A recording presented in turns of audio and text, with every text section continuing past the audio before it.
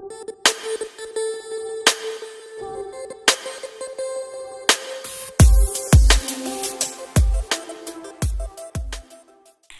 नमस्कार, मेरा नाम है सुनील और आप देख रहे हैं कॉमर्स पॉइंट। आज का वीडियो बहुत ही खास होने वाला है। डिस्कस करेंगे आज के वीडियो में कि थ्योरी सब्जेक्ट में full out of full marks कैसे लाने हैं। बहुत से स्टूडेंट का क्वेश्चंस था मेरे पास कि सर प्रेजेंटेशन के बारे में बताइए, बोर्ड के एग्जामिनेशन आने वाले या फर्स्ट ईयर सेकेंड ईयर वालों के भी एग्जामिनेशन आने वाले। तो प्रेजेंटेशन सीक्रेट मैं आपके लिए लाया हूं कि अगर आप थ्योरी सब्जेक्ट, नॉर्मल सी बात है, आपके 5 या 6 जो भी सब्जेक्ट है, चाहे आप 10th में, 11th में, 12th में, फर्स्ट ईयर सेकेंड ईयर, जितने भी सब्जेक्ट हैं उसमें से 80%, 6 में से 4 सब्जेक्ट थ्योरी मिलते ही मिलते हैं।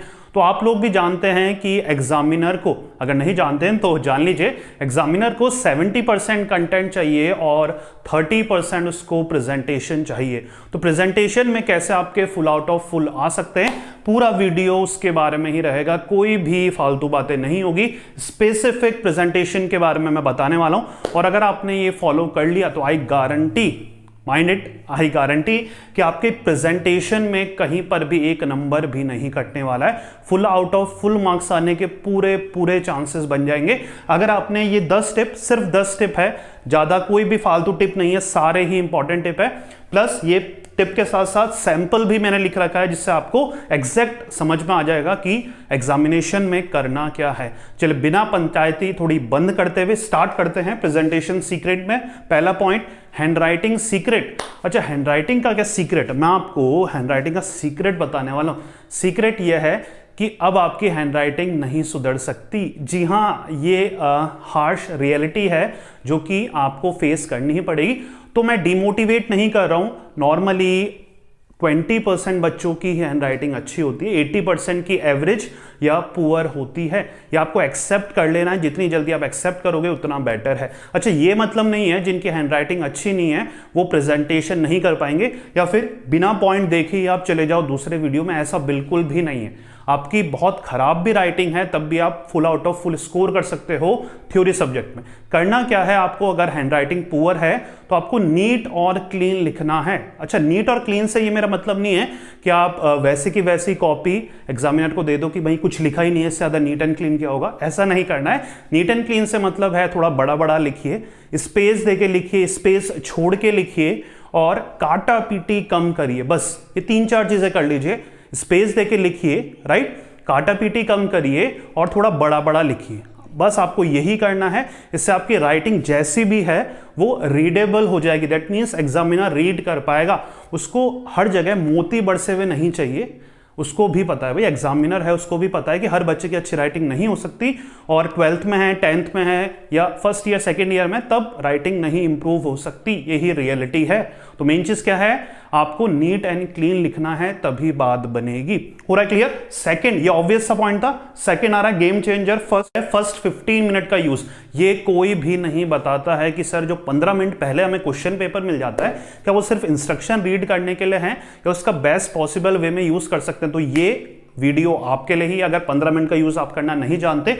सेकेंड पॉइंट यही है हमारा, 15 मिनट में एग्जैक्टली करना क्या है। अगर आप बोर्ड के स्टूडेंट है या कॉलेजेस के भी हो तो लॉन्ग आंसर हर क्वेश्चन पेपर में होते हैं।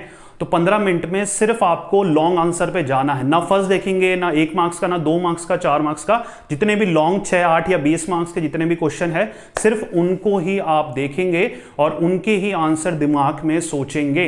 हो रहा है क्लियर? वापस से बोल रहा हूं, 15 मिनट जो बचेंगे उनमें सिर्फ लॉन्ग आंसर पढ़ेंगे आप।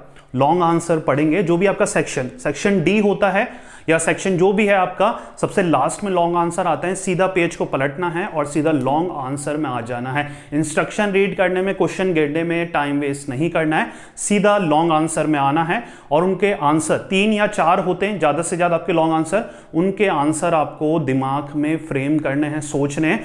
एक सिस्टमेटिक प्रोसीजर सोचना है कि इसके बाद ये लिखना है, इसके बाद ये लिखना है। 15 मिनट में सिर्फ यही करना है। लॉन्ग आंसर के अलावा एक भी क्वेश्चन नहीं देखने। और जैसे ही स्टार्ट करना है पेपर तो पीछे से स्टार्ट करना है, लॉन्ग से ही स्टार्ट करना है, जो कि आपने 15 मिनट में जिसका आंसर सोचा था। हो रहा है क्लियर? दैट मीन्स आपको पेपर उल्टा स्टार्ट करना। अगर बोर्ड के स्टूडेंट है तो DCBA हो रहा है। लास्ट के 10 मिनट या 5 मिनट बचेंगे तो 6 मार्क्स का या बड़े मार्क्स का आंसर नहीं होगा, डर के मारे वैसे ही छूट जाएगा। अगर लास्ट के 5 या 10 मिनट बचें और 1 मार्क्स का ही करना हो तो दिमाग भी चलता है, और नहीं भी चला, छोड़ भी गया या छूट भी गया तो 1 मार्क्स ही जाएगा। तो आपको उल्टा स्टार्ट करना है, 6 4 2 1 या DCBA सेक्शन करना है, राइट। तो 15 मिनट के यूज मैंने बता दिया आपको, सिर्फ लॉन्ग क्वेश्चंस देखने हैं, दिमाग में आंसर फ्रेम करने हैं, और जैसे ही बेल बजती है, राइट करने का टाइम आता है तो लॉन्ग आंसर से ही स्टार्ट करना है। हो रहा है क्लियर? आगे देखते हैं। Third, proper use of space. ये सबसे ज्यादा इग्नोर करते हैं, स्पेस का कैसे प्रॉपर यूटिलाइजेशन करना है। देखिए 3/4 पेज रूल क्या है? 3/4 पेज रूल है, अगर आपका आधे से ज्यादा पेज भर गया है तो आपको 2 चीजें करनी है इसमें। एक तो नया सेक्शन नए पेज से स्टार्ट होगा। क्या? आधे से ज्यादा जब आपका पेज भर जाए तो जो भी नया सेक्शन है वो आपको नए पेज से स्टार्ट करना है। सेक्शन लिखना कंपलसरी है। बोर्ड में आपको टीचर को, एग्जामिनर को इंप्रेस करना है, तो ये इंप्रेस करने के तरीके हैं। सेक्शन नंबर ऊपर आना चाहिए, section A B C D जो भी आपका सेक्शन है, और नए पेज से सेक्शन स्टार्ट होगा अगर आपका 3/4 पेज भर गया। 3/4 हो चाहे हाफ से थोड़ा सा ज्यादा, राइट। और दूसरी चीज, लॉन्ग आंसर हमेशा नए पेज से स्टार्ट होगा। अगर आपका एक लॉन्ग आंसर 3/4 से ज्यादा भर गया है तो दूसरा लॉन्ग आंसर उसके नीचे से स्टार्ट नहीं करना है, हमेशा न्यू पेज से स्टार्ट करना है। हो रहा है क्लियर, राइट। 3/4 पेज रूल, 2 चीजें ध्यान में रखनी है सिर्फ ये, सेक्शन नए पेज से, लॉन्ग आंसर नए पेज से। हो रहा है क्लियर? बिटवीन पॉइंट 1 लाइन का स्पेस देना है। देखिए सैंपल में आइए, बिटवीन पॉइंट 1 लाइन का स्पेस देना है। जैसे मींस एक ये है, मैनेजमेंट इज ऑल परवेसिव, ये पॉइंट लिख लिया अपन ने।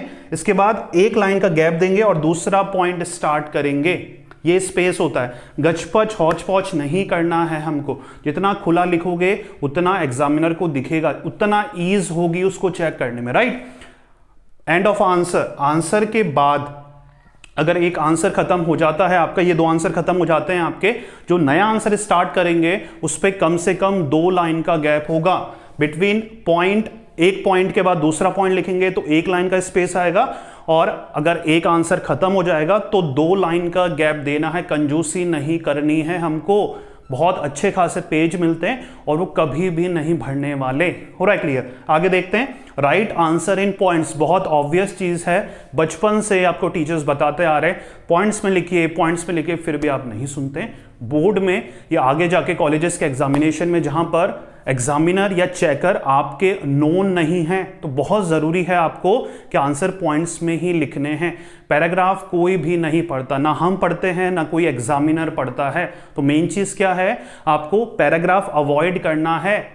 हमेशा आंसर पॉइंट्स में देने, या तो ऐसे पॉइंट्स बनाइए या फिर सीधे सीधे पॉइंट्स बना के लिखिए, लेकिन हमेशा पॉइंट्स में।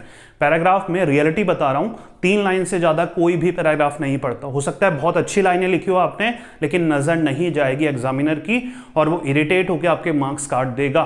तो रिमेंबर, पैराग्राफ भूल जाइए, हर आंसर पॉइंट में लिखना है। पूरा क्लियर? आगे बढ़ते हैं। ड्रॉ अ लाइन, अब लाइन ड्रॉ करनी। अच्छा, ये बहुत से लोगों को, बच्चों को नौटंकी लगती है कि भाई लाइन ड्रॉ करना तो सिर्फ गर्ल्स करती हैं, तभी तो अच्छे नंबर आते हैं, राइट। तो मेन चीज क्या करनी है आपको, अच्छी चीज जहां से भी आ रही है वहां से ग्रैब कर लेनी है। ड्रॉ अ लाइन, गर्ल्स करती हैं, गर्ल्स अट्रैक्टिव बनाती है, प्रेजेंटेशन अच्छा करता है तो वो 10-20 मार्क्स वहीं से ले जाती हैं। तो आपको क्या करना है, लाइन में सिर्फ 3-4 चीजें फॉलो करनी है। मार्जिन बनानी है अगर आपके मार्जिन नहीं है। एक होता है साइड मार्जिन, जैसे ये क्वेश्चन है, आंसर वाली मार्जिन बनानी है अगर नहीं है, और अगर साइड वाली मार्जिन बनाते हैं लास्ट वाली तो बिल्कुल बारीक बनानी है, इतनी नहीं बनानी कि एग्जामिनर को लगे कि भाई ये तो स्पेस भरना चाहता है। पतली सी बनानी है ये वाली, और ये थोड़ी डिसेंट लेवल पे बनानी है, और इनफ गैप होता है बीच में आपका, राइट। तो ये पेंसिल से बनानी है, कभी भी पेन से नहीं बनानी है मार्जिन पूरे पेजों में, राइट। फिर है under every heading. Under every heading क्या करनी है आपको, लाइन करनी है। देख रहा होगा आपको हर हेडिंग के नीचे लाइन है, सेंट्रल हेडिंग हो या मेन हेडिंग हो, सबके नीचे लाइन है, बहुत जरूरी है, right. Next, under important words, ये गेम चेंजर है। हर टॉपर से स्ट्रेटेजी फॉलो करता है। जो भी आपका पॉइंट है वो क्या करता है, वो अंडरलाइन करता है जो भी आपका इंपॉर्टेंट वर्ड्स है, जो भी पॉइंट है उसके अंदर जो भी इंपॉर्टेंट वर्ड्स है जो इस पॉइंट से रिलेट कर रहा है, जो कि मेन पॉइंट से रिलेट कर रहा है, उसको अंडरलाइन करता है। जैसे इसमें कॉमन हो गया, इकोनॉमिक, सोशल और पॉलिटिकल हो गया। ओवरडू नहीं करना है, एक पॉइंट में 3, ज्यादा से ज्यादा, इससे ज्यादा नहीं करने, राइट। सेकंड पॉइंट में भी देखेंगे 2 वर्ड में अंडरलाइन हो रहा है, ये इस पॉइंट से रिलेट कर रहे हैं, ये एग्जामिनर को बहुत अच्छा इंप्रेशन क्रिएट करता है एग्जामिनर में, राइट। और हमेशा पॉइंट लिखने का भी तरीका देखिए, डैश करा है, एक लाइन छोड़नी है और फिर ये लाइन स्टार्ट करनी है। हो रहा है क्लियर? पॉइंट लिखना है, डैश करना है, एक लाइन छोड़नी है और फिर यहां से स्टार्ट करना है, और हर पॉइंट के अंदर सिर्फ 3 लाइनें लिखनी है, इससे ज्यादा नहीं लिखनी है। इससे ज्यादा लिखेंगे तो पेपर छूटने के चांसेस बढ़ जाएंगे। हो रहा है क्लियर? पॉइंट लिखना है, डैश करना है, एक लाइन छोड़नी है और 3 लाइन लिखनी है अपन को उस पॉइंट के अंदर। हो रहा है क्लियर? दूसरा तरीका पॉइंट लिखने का आप लोग फॉलो भी करते होंगे, यहां से भी लिख सकते हैं, लेकिन सेकेंड लाइन यहां से नहीं आएगी। फर्स्ट लाइन इधर, सेकेंड लाइन इधर, फिर थर्ड लाइन यहां से आ सकती है। उससे होता क्या है, इन दोनों टेक्निक से या तो आप यहां लिखिए और फिर यहां लिखिए, या फिर ऐसे ही डैश करके एक लाइन छोड़िए और ऐसे लिखिए। ये दोनों टेक्निक करने का मेन पॉइंट ऑफ व्यू क्या है, हेडिंग को स्पेसिफिक दूर से ही शो करना कि हमने हेडिंग लिखी है। और बहुत बार ऐसा होता है फ्लो में एग्जामिनर आपकी हेडिंग देख के ही चेक करता है। हो रहा है क्लियर? तो ये थे 3-4 चीजें जो कि आपको करनी है। लास्ट है end of the answer. Her answer के बाद भी जो लाइन खींचनी है वो पेंसिल से होनी चाहिए। तो मार्जिन और end of the answer line pencil से खींचनी है। अंडर एवरी हेडिंग के अंदर जो लाइन होती है वो पेन से खींचेंगे। वर्ड्स जो इंपॉर्टेंट करने हैं वो भी पेन से करेंगे, राइट। और अंडर एवरी हेडिंग मार्जिन और इंपॉर्टेंट वर्ड्स ये पेन से करेंगे आप। पूरा क्लियर? आगे बढ़ते हैं। 6 प्रेजेंटेशन सीक्रेट जो है वो है स्टार्ट आंसर विद एक्सट्रैक्ट। ये भी एक बहुत बड़ा गेम चेंजर है। मेन चीज क्या है, ये भी आपके आंसर को बहुत अट्रैक्टिव करता है। इसका मतलब क्या होता है, एक्सट्रैक्ट मतलब क्वेश्चन है explain the characteristics of management, कुछ भी हो सकता है क्वेश्चन, राइट। एक मैंने सैंपल लिया है, कैरेक्टरिस्टिक्स ऑफ मैनेजमेंट क्वेश्चन है, तो आपको स्टार्ट करना है उस टॉपिक जो भी क्वेश्चन पूछा उसकी हेडिंग से। कैरेक्टरिस्टिक्स ऑफ मैनेजमेंट, हेडिंग डाली, अंडरलाइन करा और फिर उसके कैरेक्टरिस्टिक लिखना स्टार्ट करने। कई बच्चे क्या करते हैं, explain the characteristics of management पूछा है, पहला पॉइंट डालते हैं और सीधा लिखना स्टार्ट कर देते हैं। ऐसा नहीं करना है। जो भी क्वेश्चन है उसका एक एक्सट्रैक्ट पकड़ना, इंपॉर्टेंस हो सकती है, एडवांटेजेस हो सकते हैं, वो हेडिंग डालनी है और फिर पॉइंट लिखने हैं। हो रहा है क्लियर, राइट। आगे बढ़ते हैं। Right differences in tabular form बहुत जरूरी है बच्चा लोगों। मेन चीज क्या है, आपको डिफरेंसेस टेबुलर फॉर्म में करने हैं। दैट मींस एक तरफ अलग टॉपिक, एक तरफ अलग टॉपिक और बीच में डिफरेंस आना चाहिए, लाइन आनी चाहिए। और बेसिस लिखना मत भूलिएगा। बेसिस लिखेंगे तभी डिफरेंसेस वाले क्वेश्चन में पूरे मार्क्स मिलेंगे। As simple as that. अगर डिफरेंसेस नहीं लिख रहे हैं तो कभी भी अगर 6 मार्क्स का है तो 5 मार्क्स ही मिलेंगे। 1 मार्क्स या 1.5 मार्क्स बेसिस के एग्जामिनर काट लेगा। हो रहा है क्लियर, राइट। आगे बढ़ते हैं। 7th राइट डिफरेंसेस हो गया। 8th में देखते हैं use of introduction, conclusion and diagram. अब टॉपर्स ध्यान से सुनेंगे मेरी बात। जो भी लॉन्ग आंसर आप कर रहे हैं, जो भी लॉन्ग आंसर करने वाले हैं, उसमें आपको स्टार्ट करना है वो आंसर इंट्रोडक्शन से, फिर जो भी पूछा गया है वो लिखेंगे और एंड करना है कंक्लूजन से। अब आप बोलेंगे कि सर इंट्रोडक्शन और कंक्लूजन तो हमारे बुक्स वगैरह में नहीं है, खुद फ्रेम करने हैं। से फॉर एग्जांपल यही क्वेश्चन है, मैनेजमेंट का इंट्रोडक्शन दे देंगे आप, इंट्रोडक्शन लेंगे, डैश करेंगे और मैनेजमेंट के बारे में जो भी आप जानते हैं अपनी लैंग्वेज में फॉर्म करके लिख देंगे। फिर जो चीजें पूछिए, कैरेक्टरिस्टिक पूछे, कैरेक्टरिस्टिक लिखे आने और एंड करना है आंसर को कंक्लूजन से। एक और बात, लॉन्ग आंसर लिखते वक्त या आप जब भी लॉन्ग आंसर लिखेंगे डायग्राम कंपलसरी है बनाना, चाहे डायग्राम हो या ना हो। आई रिपीट, अगर डायग्राम नहीं भी है तब भी आपको डायग्राम बनाना है। देखिए यहां पर डायग्राम बनाने का सिंपल सा क्या तरीका है। अगर कैरेक्टरिस्टिक्स ऑफ मैनेजमेंट या फीचर मैनेजमेंट के 6 या 7 हैं तो आप नॉर्मल सा पहले क्या करिए, इंट्रोडक्शन डालिए, एक्सट्रैक्ट में से जो भी हेडिंग है वो डालिए, राइट।